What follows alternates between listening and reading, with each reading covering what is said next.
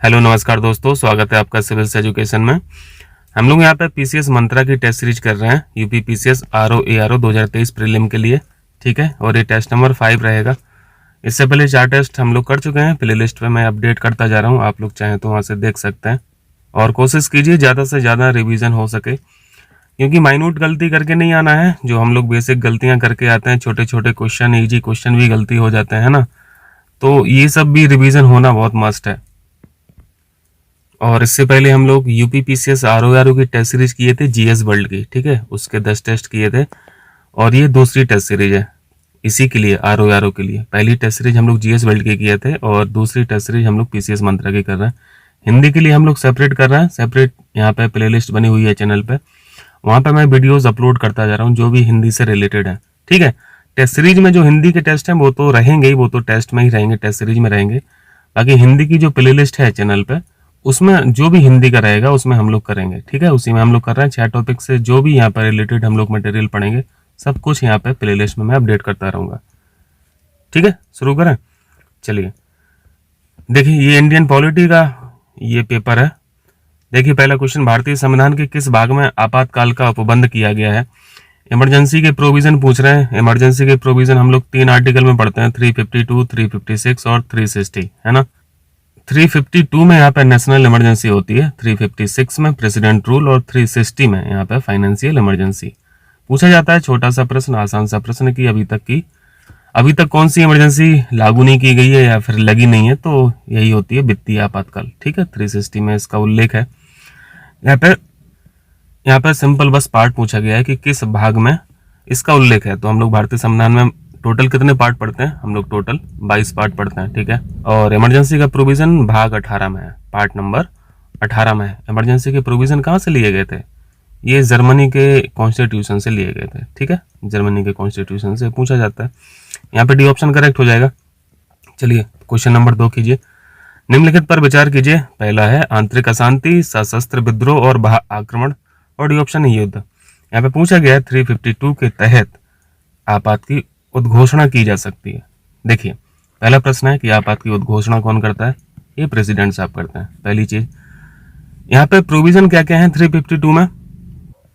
ये क्वेश्चन हमेशा ही पूछा जाता है, क्योंकि ये जो आपको आंतरिक अशांति दिख रही है ना, इंटरनल डिस्टर्बेंस जो दिख रहा है, ये चीज पहले हुआ करती थी, लेकिन इसको हटा दिया गया था 44th कॉन्स्टिट्यूशनल अमेंडमेंट एक्ट से, है ना, 1978 में हुआ था ये। तो ये अब नहीं है। अब जो 352 के तहत इमरजेंसी लग सकती है, वो उसका जो बेसिस है, जो उसका आधार है, वो है सशस्त्र विद्रोह और बाह्य आक्रमण और युद्ध, 3 है। ठीक है, यहाँ पे आपको ए हटाना है, तो यहाँ पे BCD हो जाएगा, BCD, यहाँ पे बी ऑप्शन हो जाएगा। ये डी लिखा हुआ है क्योंकि इस पॉइंट का फायदा किसने उठाया था? 1975 इमरजेंसी लगी थी ना, तो इसी को फिर हटाया गया था 44वें संविधान संशोधन से। चलिए क्वेश्चन नंबर 3 कीजिए। निम्नलिखित में से किस संविधान संशोधन में प्रावधान किया गया कि आपात की उद्घोषणा संपूर्ण भारत या उसके किसी भाग के संबंध में की जा सकती है? यह प्रोविजन किया गया था 42वें संविधान संशोधन से 1976 में। ठीक है, 44वां पूछे तो ये 1978 हम लोगों ने ऊपर सीखा था। यहाँ पे ये ऑप्शन राइट हो जाएगा। ठीक है, चलिए चौथा देखिए। 1975 में घोषित तृतीय राष्ट्रीय आपात की घोषणा के समय भारत का राष्ट्रपति कौन था? ये चीज आपने अभी सीखी। 1975 में जो इमरजेंसी की उद्घोषणा की गई थी, वो किसके द्वारा की गई थी? ठीक है, ये प्रेसिडेंट के द्वारा की गई थी, लेकिन काउंसिल ऑफ मिनिस्टर को बिना बताए। तो इसी को फिर 44 से यहाँ पे चेंजेस किए गए थे ना, 44 से 1978 में। और यहाँ पे प्रोविजन किया गया था कि प्रेसिडेंट अगर प्रोक्लेमेशन करेंगे, उद्घोषणा करेंगे, तो काउंसिल ऑफ मिनिस्टर को इन्फॉर्म करना पड़ेगा। ठीक है, बताना पड़ेगा। तो यहाँ पे प्रेसिडेंट की शक्ति कम कर दी गई थी एक तरह से 42 कॉन्स्टिट्यूशनल अमेंडमेंट एक्ट के द्वारा, और उस टाइम पे प्रेसिडेंट थे फखरुद्दीन अली अहमद। ठीक है, देखिए पांचवा, राष्ट्रपति द्वारा की गई आपात की उद्घोषणा कितने समय में दोनों सदनों के साथ अनुमोदित न होने पर स्वतः समाप्त हो जाती है? ठीक है, यहाँ पे प्रेसिडेंट के द्वारा उद्घोषणा की जाती है, ये बात हम लोग समझ गए। ठीक है, हम लोग जानते हैं। दूसरी बात यहाँ पे हम लोगों ने ये भी सीख लिया कि 44th जो कॉन्स्टिट्यूशनल अमेंडमेंट एक्ट था, उसके तहत अब काउंसिल ऑफ मिनिस्टर को बताना पड़ता है, जो भी आप प्रोक्लेम कर रहे हैं उसको इन्फॉर्म करना होता है। ठीक है, तीसरी बात आपको यहाँ पे सीखना है, नहीं है कि प्रोक्लेम अगर कर दी गई है प्रेसिडेंट के द्वारा, तो ये बात संसद में तो जाएगी, है ना, और संसद इसको रेटिफाई भी करेगी। तो 1 महीने के अंदर रेटिफिकेशन होना चाहिए उस उद्घोषणा का, उस प्रोक्लेमेशन का। क्लियर है? अगर 1 महीने से ज़्यादा समय हो जाएगा तो वो ऑटोमेटिकली यहाँ पे समाप्त हो जाएगी उनकी उद्घोषणा। क्लियर है? बी ऑप्शन यहाँ पे सही है। 60वां क्वेश्चन देखिए, सॉरी 6th क्वेश्चन देखिए।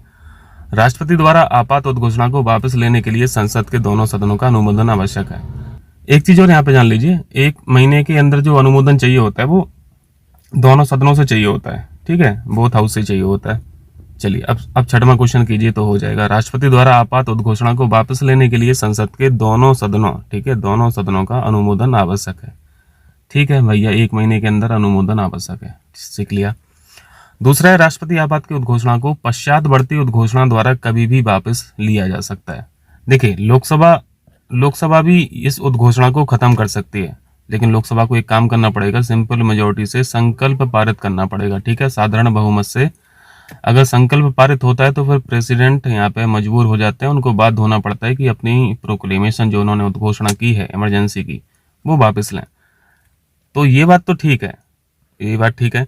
पहली बात में देखिए, यहाँ पे संसद के दोनों सदनों का अनुमोदन आवश्यक है, ये तो बिल्कुल करेक्ट है, लेकिन यहाँ पे इनको ये लिखना चाहिए था कि दोनों सदनों का ही अनुमोदन आवश्यक है। तब यहाँ पे हम लोग को समझ में आता कि यहाँ पे केवल एक ही बॉडी का रोल है, संसद का।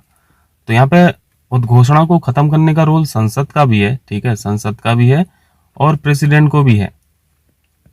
और संसद कब खत्म कर सकती है ये भी आपने सीख लिया, और प्रेसिडेंट कब कर सकते हैं ये भी आपने सीख लिया। अगर प्रेसिडेंट पश्चातवर्ती उद्घोषणा के द्वारा वापस लेते हैं, ठीक है, प्रोक्लेमेशन को, तो उस समय पे फिर प्रेसिडेंट को संसद का अनुमोदन जो है वो उसकी जरूरत नहीं होती है। तो यहाँ पे दोनों बातें सही लिखी हुई हैं, ठीक है, लेकिन यहाँ पे सॉल्यूशन में पहले पॉइंट को गलत लिख रहे हैं। तो यहाँ पे वास्तव में पहला पॉइंट सही है। अगर यहाँ पे ये लिखा जाता है इनके द्वारा कि दोनों सदनों का ही अनुमोदन आवश्यक है, तब समझ में आता कि यहाँ पहली बात गलत है। ठीक है, चलिए नेक्स्ट देखिए, यहाँ पे 7वां क्वेश्चन देखिए। आपातकाल के प्रवर्तन यानी जब वो इन्फोर्स में रहे, प्रवर्तन के दौरान संघ राज्य को निर्देश दे सकता है कि वह अपनी कार्यपालिका शक्ति का किस रीति से पालन करे। ठीक है, इसी तरह के डायरेक्शंस होते हैं सेंट्रल गवर्नमेंट के द्वारा स्टेट गवर्नमेंट को कि आपको कैसे काम करना है। दूसरी बात है, संसद राज्य सूची के किसी भी विषय पर कानून बना सकती है।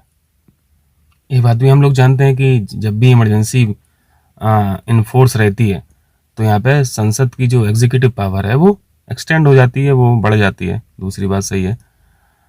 यहाँ पे देखिए, तीसरी बात लिखी है, संसद द्वारा बनाई गई विधि उद्घोषणा के प्रवर्तन में ना रहने पर 6 माह बाद समाप्त हो जाती है। ठीक है, संसद द्वारा बनाई गई विधि उद्घोषणा के प्रवर्तन में ना रहने पर 6 माह बाद समाप्त हो जाती है। यहाँ पे तीनों बातें सही लिखी हैं, हो जाएगा। चलिए 8वां देखिए, संसद द्वारा एक बार अनुमोदित होने के बाद आपात की उद्घोषणा कितने समय तक लागू रहती है। तो ठीक है, कोई दिक्कत नहीं। प्रोक्लेमेशन उद्घोषणा हम लोग जानते हैं कि प्रेसिडेंट के द्वारा यहाँ पे की जाती है। ठीक है, और ये भी हम लोग जानते हैं कि 1 माह के अंदर दोनों हाउस के द्वारा उसको रेटिफाई किया जाना चाहिए, अनुमोदन हो जाना चाहिए। यानी मैक्सिमम लिमिट जो है प्रोक्लेमेशन के बाद और अनुमोदन होने से पहले वो 1 महीना है ना, 1 महीना है। मान लीजिए यहाँ पे दोनों हाउस के द्वारा अनुमोदित हो जाती है प्रोक्लेमेशन, तो अनुमोदन होने के बाद 6 महीने तक 6 मंथ तक और वो इन्फोर्स रह सकती है इमरजेंसी। ठीक है, तो यहाँ पे जब 6 महीना बीत जाएगा तो फिर ये उद्घोषणा खत्म हो जाएगी। हाँ, उसको एक्सटेंड किया जा सकता है, 6 महीने के लिए एक्सटेंड किया जाता है। तो यहाँ पे हम लोग का उत्तर जो है वो 6 माह है। समझ आया? चलिए 9वां क्वेश्चन देखिए, राज्यों में संवैधानिक तंत्र के विफल हो जाने पर किस अनुच्छेद के तहत राष्ट्रपति द्वारा राष्ट्रपति शासन की उद्घोषणा की जाती है। ये 356 के बारे में पूछ रहा है, आसान क्वेश्चन है। चलिए 10वां क्वेश्चन देखिए, इमरजेंसी के दौरान मूल अधिकारों पर, फंडामेंटल राइट्स पर पड़ने वाले प्रभाव के बारे में किस अनुच्छेद में प्रावधान किया गया है। इसके लिए BR एक्ट उठाइए तुरंत, ठीक है, और आर्टिकल 358 पढ़िए और आर्टिकल 359 पढ़िए। ये बहुत जरूरी है, अगर कभी ना पढ़ा हो तो इसको जरूर पढ़ें। इसको पढ़ेंगे तो आपको पता चलेगा कि किन फंडामेंटल राइट्स पर फर्क पड़ता है ड्यूरिंग इमरजेंसी। 19 पर प्रभाव पड़ता है या फिर 20 पे प्रभाव पड़ता है या फिर 21 पे प्रभाव पड़ता है। ये आपका होमवर्क है, ठीक है। हम लोग अच्छे से सीखे हैं, पुरानी टेस्ट सीरीज में अच्छे से सीखे हैं इन सब चीज़ों को, इसको बताइएगा। तो यहाँ पे करेक्ट आंसर सी हो जाएगा, ठीक है। ये इंपॉर्टेंट है जो मैंने होमवर्क दिया है आपको, कोशिश कीजिएगा। 11वां क्वेश्चन देखिए, किस राज्य में राष्ट्रपति शासन लगाए जाने के विषय में निम्नलिखित कथनों पर विचार करें। देखिए पहला देखिए, राज्य विधानमंडल की शक्तियां संसद द्वारा प्रयोग की जाएंगी। ठीक है, ये बात बिल्कुल सही है। अभी ऊपर से कहा राष्ट्रपति शासन का मतलब ही क्या है, संसद की जो एग्जीक्यूटिव पावर है वो अपने आप में एक्सटेंड हो जाती है, ठीक है, विस्तार हो जाता है उसका। और राज्य विधानमंडल को क्या करना है, अपनी शक्तियां किस रीति से यूज करना है, ये सारे डायरेक्शन से जाते हैं अब पार्लियामेंट के द्वारा, ठीक है, सेंट्रल गवर्नमेंट के द्वारा। तो पहली बात सही है। दूसरी बात है, राष्ट्रपति संबंधित राज्य के उच्च न्यायालय में निहित शक्तियों को अपने हाथ में ले लेता है। देखिए यहाँ पे स्टेट गवर्नमेंट का देखा आपने कि स्टेट गवर्नमेंट की शक्तियां मोटा मोटा हम लोग को दिख रहा है कि संसद के हाथ में चलेंगी। तो स्टेट में तो हाई कोर्ट्स भी हैं, तो हाई कोर्ट ये जुडिशरी है, ठीक है, जुडिशरी के केस में ऐसा नहीं है, जुडिशरी अपने हाथ में थोड़ी ना ले लेगा राष्ट्रपति। दूसरी बात गलत है, क्योंकि ये सेपरेट ऑर्गन है जुडिशरी। तो यहाँ पे सही हो जाएगा केवल एक। समझ आया? हाई कोर्ट्स बताइए कौन से आर्टिकल में है? सुप्रीम कोर्ट हम लोग 124 में पढ़ते हैं। हाई कोर्ट्स को क्या करना है, दो को एक की जगह बैठा देना है, तो ये 214 बन जाता है। तो यहाँ पे हाई कोर्ट्स आ जाते हैं और यहाँ पे सुप्रीम कोर्ट आ जाता है। 12वां देखिए, किस राज्य के राष्ट्रपति शासन अधिकतम कितने दिन तक लागू किया जा सकता है। सॉरी, किसी राज्य में राष्ट्रपति शासन अधिकतम कितने दिन तक लागू किया जा सकता है। अब आपको यहाँ पे ध्यान देना है, देखो 352 के तहत नेशनल इमरजेंसी है, तो इसके अलग यहाँ पे प्रोविजन है कितने समय तक लागू किया जा सकता है। ये आपने अभी ऊपर सीखा, ठीक है, प्रोक्लेम करना पड़ता है। प्रोक्लेमेशन के बाद यहाँ पे अनुमोदन चाहिए 1 महीने के अंदर संसद के द्वारा, दोनों हाउसेस के द्वारा, फिर उसके बाद 6 महीने तक रह सकती है, उसके बाद भी फिर 6 महीने के लिए एक्सटेंड किया जा सकता है। लेकिन यहाँ पे राष्ट्रपति शासन पूछा है, यानी यहाँ पे 356 के बारे में पूछ रहे हैं, तो यहाँ पे प्रोविजन थोड़े अलग है। यहाँ पे अधिकतम कितने दिनों तक लागू किया जा सकता है, तो करेक्ट आंसर है 3 वर्ष, ठीक है, 3 साल। 13वां देखिए, भारत में वित्तीय आपातकाल की घोषणा अब तक कितनी बार की गई है। तो आपने अभी सीखा, इसको कभी भी लागू नहीं किया गया, इसकी तो घोषणा ही नहीं हुई कभी, ऐसी नौबत भी नहीं आई, ना ऐसी नौबत आए। 14 देखिए, निम्नलिखित में कौन सी समिति केंद्र राज्य संबंध में संबंधित नहीं है। ये सेंट्रल और स्टेट रिलेशन, पार्ट नंबर बताइए जल्दी से, पार्ट नंबर कौन सा है, पार्ट नंबर 11 है ना, पार्ट नंबर 11 केंद्र राज्य संबंधों से है। राजमन्नार समिति हम लोग सेंट्रल स्टेट रिलेशंस पढ़ते हैं, सरकारी या कमीशन बहुत इंपॉर्टेंट है। और यहाँ पे पुंछी कमीशन भी है। तारकुंडे समिति नहीं है, तारकुंडे समिति रिलेटेड है इलेक्शन रिफॉर्म से, ठीक है, चुनाव सुधार से। तो ये सब तो सीखा है पहले भी, सी ऑप्शन यहाँ पे करेक्ट हो जाएगा। 15वां देखिए, निम्नलिखित में से किस समिति ने यह अनुशंसा की कि राज्यपाल की नियुक्ति एक समिति द्वारा की जानी चाहिए। ऐसी अनुशंसा की गई थी वेंकट चलैया कमेटी के द्वारा, ठीक है, ये ऑप्शन सही है। राज्यपाल यहाँ पे बताइए, राज्यपाल किस आर्टिकल में, आर्टिकल 155 में। राज्यपाल की नियुक्ति 155 में है, और नियुक्ति कौन करता है, प्रेसिडेंट करते हैं। इनको क्या बोला जाता है, इनको सेंटर का एजेंट बोला जाता है ना, सेंटर का एजेंट, किसको, राज्यपाल को। राज्य का संवैधानिक मुखिया भी होता है, एक तरह से स्टेट गवर्नमेंट पर केंद्र की आंख है ये, ठीक है, राज्यपाल। चलिए 16वां देखिए, पंचायत राज व्यवस्था को मजबूत बनाने के लिए ग्रामोद्धार समिति का गठन किसकी अध्यक्षता में किया गया था। ये पीआरआई जो हैं, पंचायती राज इंस्टीट्यूशन, हम लोग क्या क्या पढ़ते हैं, आरएल भी पढ़ते हैं और यूएल भी पढ़ते हैं। आरएल भी यानी रूरल लोकल बॉडीज, और यूएल भी यानी अर्बन लोकल बॉडीज। और पीआरआई के लिए हम लोग जानते हैं बीआर मेहता, है ना, 1957। और इन्होंने जो सुझाव दिया था, जो इनकी अनुशंसा थी, वो थी 3 टियर सिस्टम की, ठीक है, 3 टियर सिस्टम की, जो हम लोग अभी देखते हैं, ग्राम स्तर पर देखते हैं, ब्लॉक स्तर पर देखते हैं और जिला स्तर पर देखते हैं। सरकारें देखते हैं ना, ग्राम स्तर पर भी सरकार है, प्रधान होता है ना, प्रधान मुखिया होता है। प्रधान कॉन्स्टिट्यूशनल पोस्ट है, संवैधानिक पद है। ब्लॉक स्तर पर हम लोग ब्लॉक प्रमुख देखते हैं, और जिला स्तर पर जिला पंचायत अध्यक्ष देखते हैं। अलग अलग तरीके से इनका चुनाव किया जाता है, वो अलग एक सेपरेट क्वेश्चन है। वैसे यहाँ पे सी ऑप्शन अशोक मेहता भी है, तो अशोक मेहता ने भी रिकमेंड किया था पंचायती राज इंस्टीट्यूशन के लिए, बट इन्होंने 3 टियर के लिए नहीं बोला था, इन्होंने दो टियर के लिए बोला था। इन्होंने ये जो मिडिल वाला इंस्टीट्यूशन था, इसको रिकमेंड नहीं किया था। लेकिन यहाँ पे कुछ 3 टियर और 2 टियर दिख तो नहीं रहे, तो हम लोग सबसे पहले जिसने रिकमेंड किया था और जिनकी राय पर, जिनकी अनुशंसा पर ये सिस्टम चल रहा है, तो वही आंसर लगाएंगे हम लोग। ए ऑप्शन यहाँ पे करेक्ट हो जाएगा, ठीक है। 17वां देखिए, 73वां संविधान संशोधन अधिनियम पूरे देश में कब लागू हुआ। पहले तो ये सीखना है 73वां संविधान संशोधन है क्या। तो अब इससे आसान तो क्वेश्चन नहीं होगा ना, क्योंकि ये बहुत स्टैटिक क्वेश्चन है। 73वां संविधान संशोधन हम लोग 1992 का पढ़ते हैं, है ना। 73वां और 74वां, इसमें क्या क्या हुआ था, संविधान में कौन सी बातें जुड़ गई थी। इसमें पार्ट नंबर 9 जोड़ा गया था 73वें से, 74वें से पार्ट नंबर 9 का जोड़ा गया था, है ना। और एक पार्ट और है, पार्ट 9B भी है, इसको 9 का को 9A भी बोलते हैं, ठीक है, 9A भी बोलते हैं। और ये पार्ट 9B, इसमें क्या है, इसमें कोऑपरेटिव सोसाइटी है।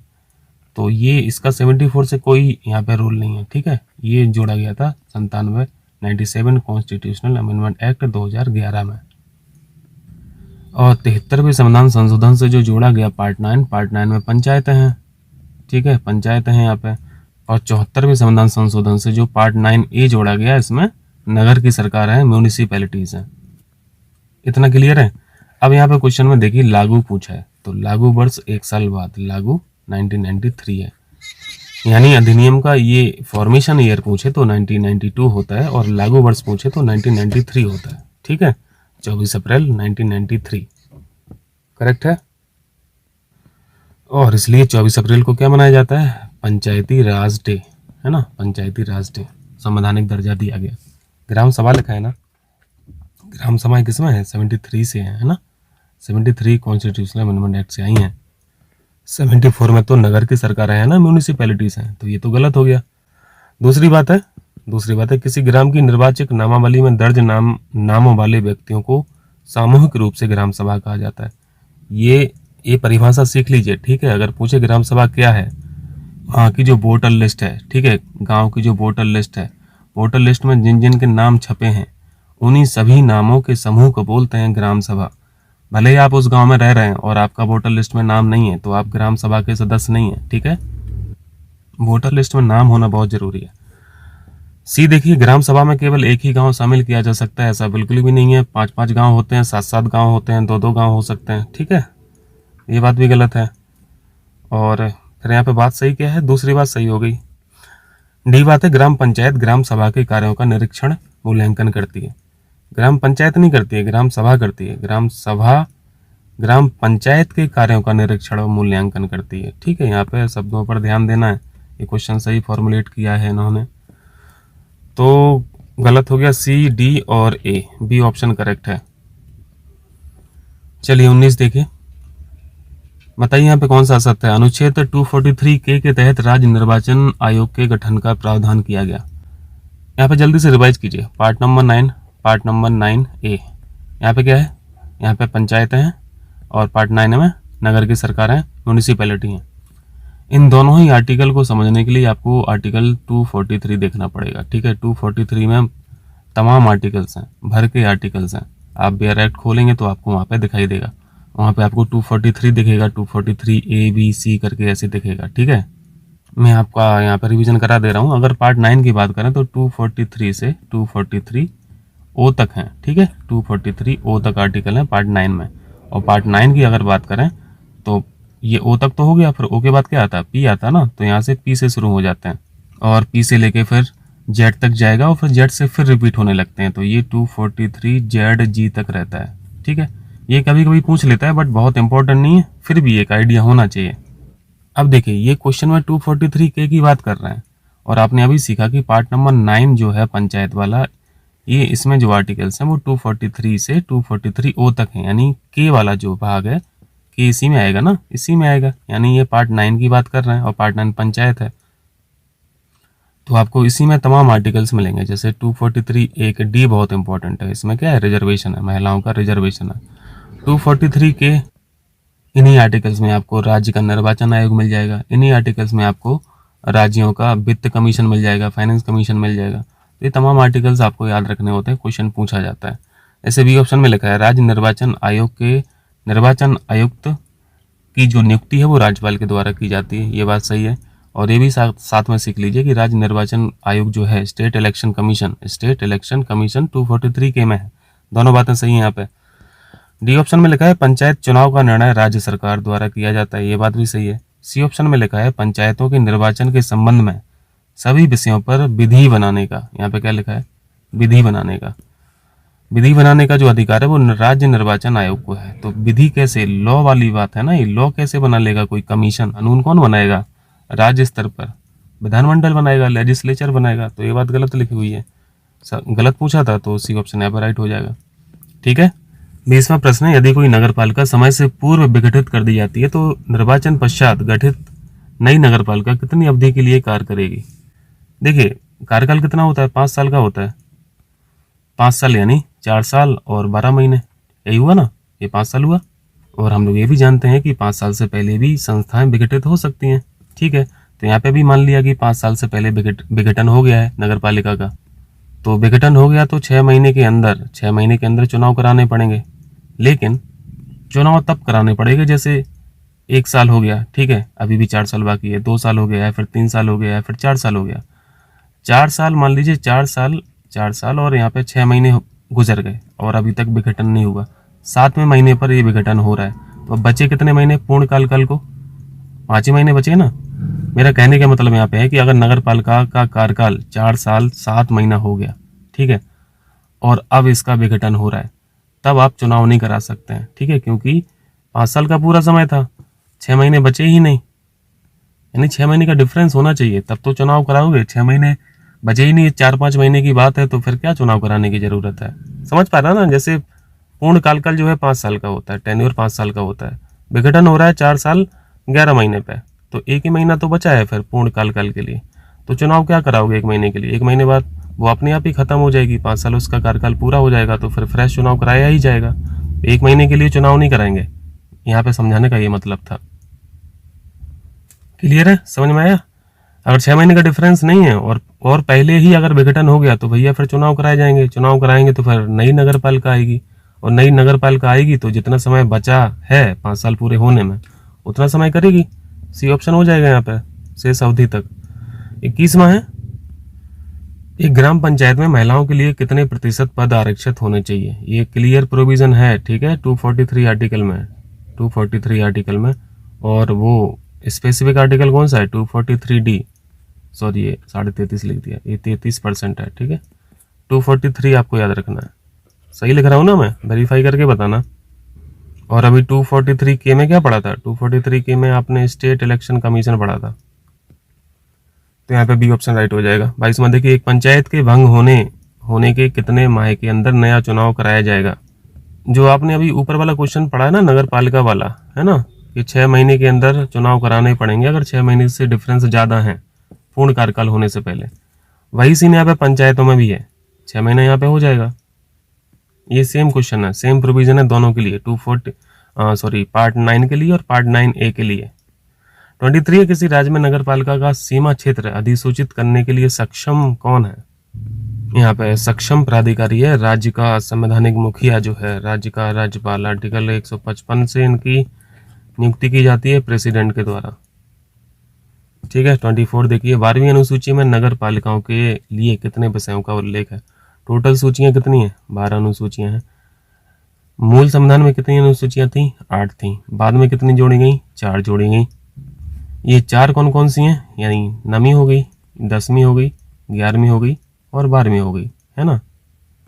नवीं अनुसूची किससे संबंधित है, ये लैंड रिफॉर्म से है, भूमि सुधार से है। 10वीं अनुसूची, यहाँ पे हम लोग एंटी डिफेक्शन लॉ पढ़ते हैं, दल बदल कानून पढ़ते हैं। 11वीं अनुसूची में हम लोग अभी ऊपर सीख ही रहे इतनी देर से, पंचायतें पढ़ा है, और 12वीं में यहाँ पे नगर की सरकारें हैं या फिर नगर पालिकाएं हैं। ठीक है, और इनको अलग अलग संविधान संशोधनों के द्वारा संविधान में जोड़ा गया। यहाँ पे सब्जेक्ट पूछ रहे हैं तो ध्यान रखें, पंचायतों में, यानी 11वीं अनुसूची जो है, 11वीं अनुसूची बोल लीजिए या फिर पार्ट नंबर 9 बोल लीजिए, एक ही बात है। ठीक है, एक ही बात का मतलब है कि दोनों ही पंचायतों से रिलेटेड है। और पार्ट 9A बोल लीजिए या फिर अनुसूची 12 बोल लीजिए, एक ही बात है। यहाँ पे एक ही बात किस सेंस से मैं बोल रहा हूँ, समझ पा रहे हैं ना। अगर पंचायतों की बात करें तो 29 सब्जेक्ट है, और नगर की सरकारों के लिए बात करें तो 18 सब्जेक्ट है। ठीक है, याद करने का तरीका क्या है, 18 सब्जेक्ट किस में पढ़ा है आपने, नगर पालिकाओं के लिए। ग्राम पंचायतों के लिए बहुत ज़्यादा सब्जेक्ट है, ठीक है, यानी पार्ट 9 के लिए ज़्यादा सब्जेक्ट है। नगर की जो सरकार है इनके लिए केवल 18 सब्जेक्ट है, क्योंकि नगर में उतने काम नहीं है ना जितने ग्राम स्तर पर है। और इसको याद ऐसे रख लीजिए आप, नगर की सरकारों के जो सब्जेक्ट हैं वो 18 हैं, इसमें एक एक जोड़ दीजिए, ठीक है, एक एक जोड़ दीजिए, तो ये 2 हो गया, ये 9 हो गया, तो 29 सब्जेक्ट हो जाते हैं ग्राम की सरकारों के लिए। ग्राम की सरकारों का मतलब पंचायतों के लिए, पार्ट 9 के लिए, ठीक है। चलिए 25 देखिए, भारत का पहला नगर निगम स्थापित कहाँ पे हुआ था? ये फैक्चुअल क्वेश्चन है, करेक्ट आंसर है मद्रास, ठीक है। चलिए